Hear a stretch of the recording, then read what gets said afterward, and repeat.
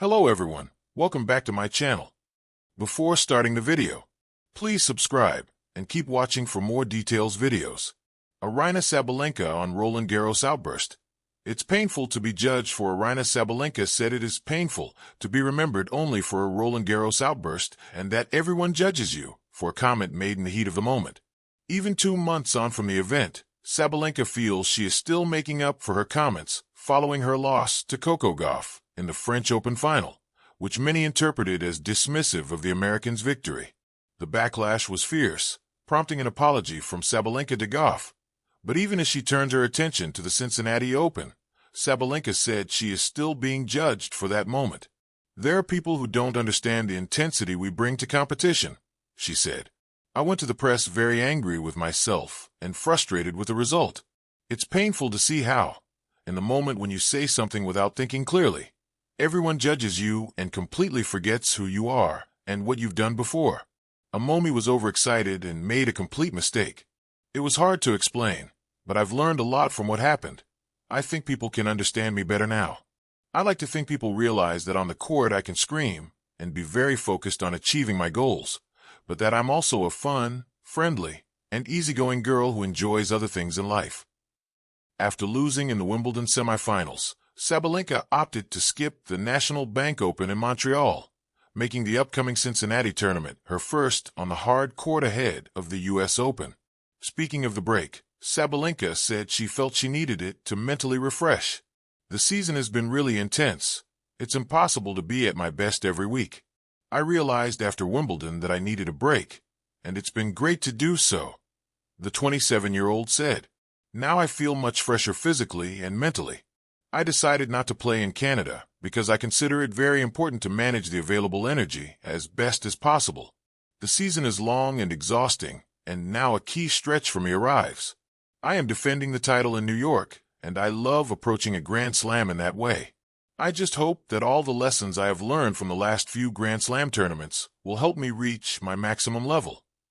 And the clay was still damp from the morning drizzle, but it did little to cool the heat rising inside Aryna Sabalenka's chest. Paris, with all its beauty and brutal honesty, never let her hide for long, especially not here. Not at Roland Garros. As she sat in the post-match press conference, the questions flew like volleys, sharp, unrelenting, and poorly disguised as just journalism. Her fingers gripped the water bottle tighter with each new one. "How do you respond to critics who say your behavior on court reflects a lack of sportsmanship? Do you think your background influences the way you conduct yourself in matches? And finally, is your intensity masking insecurity?" The last one landed like a drop shot she couldn't reach. She leaned into the microphone, chest tight. "It's painful," she said slowly, "to be judged for the parts of myself I can't cut out just to make other people comfortable." The room quieted. Even the fluorescent lights seemed to hum a little softer. Her voice didn't shake, but her eyes did. Tennis had always been more than a sport to Aryna. It was her language, her rebellion, her therapy. The court was where she made sense of the world, where every grunt, every scream, every clenched fist was a chapter in the story she wasn't always allowed to tell off-court. But not everyone read her story the same way.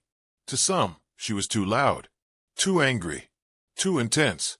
To others, she was a symbol of Belarus, of politics, of something they either loved or hated, depending on the headlines that week. But to herself, she was a fighter. She was the girl who trained in sub-zero winters, who hit against garage doors when no one else showed up. She was the woman who didn't know how to back down, even when the scoreboard told her to. She was flawed, and she was fire. And in Paris, fire made people uncomfortable. Earlier that day, her match had unraveled in a blur of unforced errors and broken rhythm. Every time she missed a shot, she could feel the commentary in her head, looping. Too emotional. Can't control herself. Typical. She smashed her racket during the second set. She didn't regret it. It felt necessary. Like breathing. The crowd booed. Of course they did. Later, in the locker room, she sat alone, headphones off. A young ball girl who'd worked her match knocked softly on the doorframe. She couldn't have been more than 12. "Hi," the girl said in halting English. "I just wanted to say you're my favorite." Aryna blinked, caught off guard. Even after today? The girl nodded eagerly. Because you care so much. It shows. When you fight, I feel brave. That stuck with Aryna long after the girl left. People saw what they wanted. Anger, arrogance, fragility. But the girl had seen something else: care, passion, humanity. Maybe that was enough. Maybe it had to be.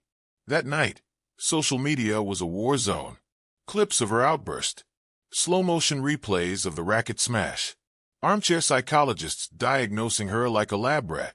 Politicians dragging her into debates she never signed up for. And somewhere in between, fans. Real ones. Those who understood.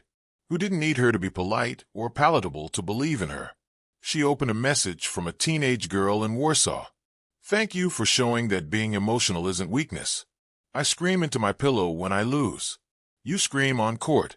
And it makes me feel like I can be strong and still feel everything. Another from an older man in Boston. You remind me of McEnroe in the best way. Don't let them smooth you down. And another from a mother in Cape Town. My daughter has anger issues. She watches you and says, if Aryna can be fierce and still loved, maybe I can too. Aryna read until her eyes burned.